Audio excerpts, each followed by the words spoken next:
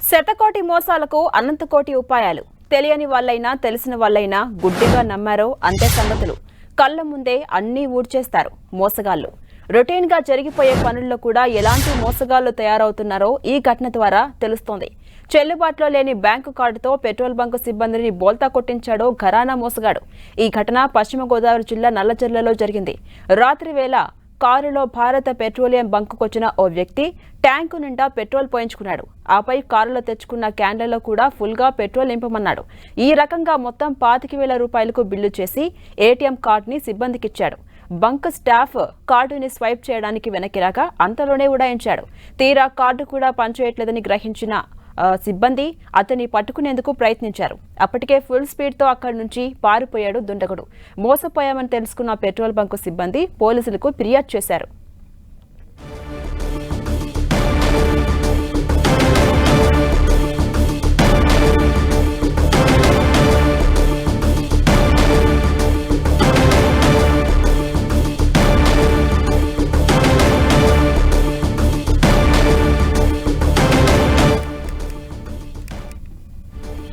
శతకోటి మోసాలకు అనంతకోటి ఉపాయాలన్నట్టుగా తయారైంది ఈ ఘటన చూస్తే. తెలియని వాళ్ళైనా తెలిసిన వాళ్ళైనా గుడ్డిగా నమ్మారో అంతే సంగతులు. కళ్ల ముందే అన్ని ఊడ్చేస్తారు మోసగాళ్లు. రొటీన్ గా జరిగిపోయే పనుల్లో కూడా ఇలాంటి మోసగాళ్లు తయారవుతున్నారో ఈ ఘటన ద్వారా అర్థమవుతోంది. చెల్లుబాటులో లేని బ్యాంకు కార్డుతో పెట్రోల్ బంకు సిబ్బందినే బోల్తా కొట్టించాడో ఘరానా మోసగాడు. ఈ ఘటన పశ్చిమ గోదావరి జిల్లా నల్లజర్లలో చోటు చేసుకుంది. రాత్రి వేళ కారులో భారత పెట్రోలియం బంకుకొచ్చిన ఓ వ్యక్తి ట్యాంకు నిండా పెట్రోల్ పోయించుకున్నాడు. ఆ తర్వాత కారులో తెచ్చుకున్న క్యాన్లలో కూడా ఫుల్గా పెట్రోల్ నింపుకున్నాడు. ఈ రకంగా మొత్తం 25,000 రూపాయల బిల్లును చేసి ఏటీఎం కార్డుని సిబ్బంది చేతికిచ్చాడు. బంక్ స్టాఫ్ కార్డుని స్వైప్ చేయడానికి వెనక్కి రాగా అంతలోనే ఉడాయించాడు. తీరా కార్డు కూడా పనిచేయట్లేదని గ్రహించి అతన్ని పట్టుకునేందుకు ప్రయత్నించారు. అప్పటికే ఫుల్ స్పీడ్తో అక్కడి నుంచి పారిపోయాడు ఆ దుండగుడు. మోసపోయామని తెలుసుకున్న సిబ్బంది పోలీసులకు ఫిర్యాదు చేశారు.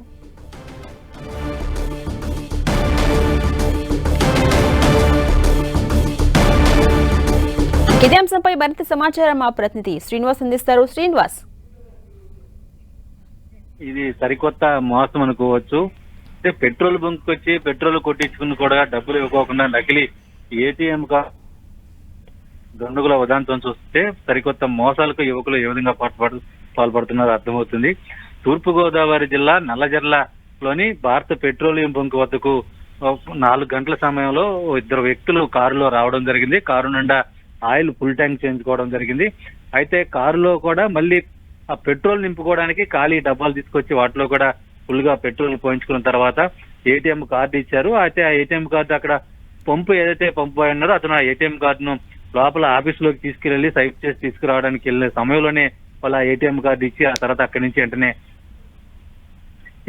అక్కడ ఉన్నటువంటి స్టాఫ్ అక్కడ ఉన్నటువంటి పంప్ బాయ్స్ అందరూ గమనించలేక వాళ్ళు అక్కడి నుంచి వెళ్ళడం జరిగింది. అయితే సీసీ కెమెరాలో ఈ దృశ్యాలు రికార్డులు అయినప్పటికీ కూడా కారు మాత్రమే రికార్డ్ అయింది. కారు నెంబర్ కు సంబంధించి కూడా ఎవరు గుర్తించలేదు. అది కారు మాత్రమే కనపడుతుంది, నెంబర్ సరిగా గుర్తించలేదని చెప్పి అక్కడ ఉన్నటువంటి సిబ్బంది కూడా చెప్పడం జరిగింది. అయితే ఇదే విషయం పైన పెట్రోల్ బంక్ యజమానికి అక్కడ ఉన్నటువంటి పంప్ బాయ్స్ సమాచారం తెలుపగా వెంటనే నల్లజర్ల పోలీసులకు సమాచారం అందించడం జరిగింది.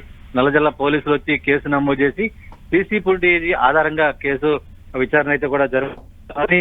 ఇటువంటి ఘరానా మోసాలకు పాల్పడుతున్నటువంటి యువత గతంలో కూడా అదే పెట్రోల్ బంక్ లో కొన్నిసార్లు కూడా నకిలీ ఏటీఎం కార్డులు ఇచ్చి పెట్రోల్ కూడా కొట్టించే తర్వాత ఇబ్బంది పెట్టిన సందర్భాలు కూడా కనపడుతున్నాయని కూడా తెలుస్తుంది. అయితే దీనిపైన కూడా పోలీసులు పూర్తి స్థాయిలో విచారణ జరుపుతున్నారు. Jhansi Rani. Right, thank you Srinivas.